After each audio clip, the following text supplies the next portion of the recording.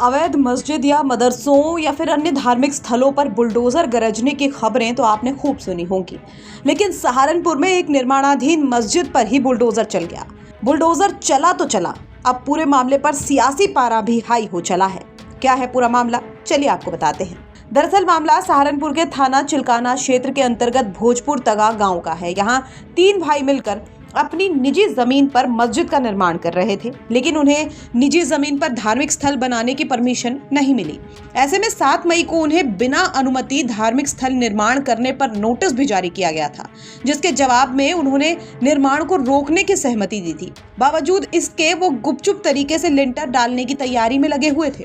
ऐसे में प्रशासन ने सख्त कदम उठाते हुए गुरुवार को एसडीएम सदर सुबोध कुमार, एएसपी मनोज यादव और जिला पंचायत के अधिकारियों के साथ 3 बुलडोजरों की मदद से 2.5 घंटे में मस्जिद को पूरी तरह से गिरा दिया।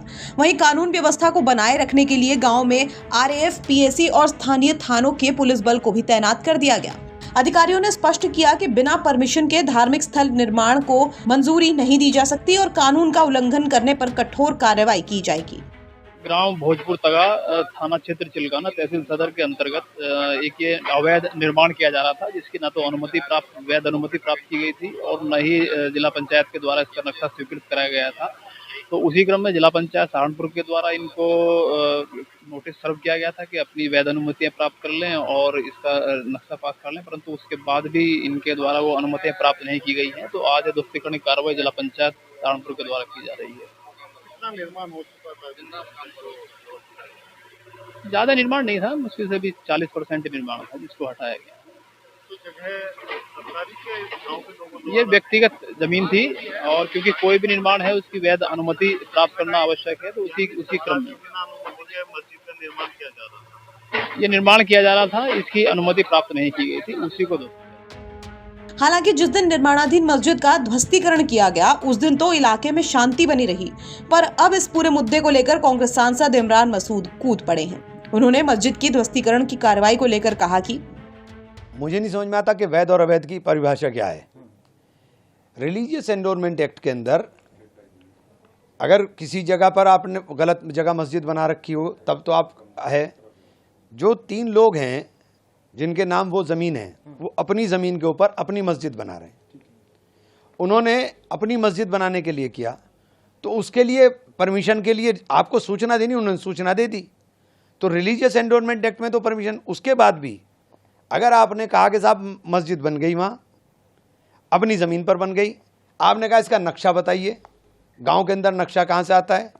मैंने सुबह पता किया तो कल भी मुझे बताया कि हमें तो जानकारी नहीं, हमें जानकारी नहीं, और लगातार सब अधिकारी कह रहे हैं कि हमें जानकारी नहीं है कि क्या हो रहा है वहाँ, जबकि सब कुछ वहाँ मैं भी मौके पर गया, डिमोलिश देखा।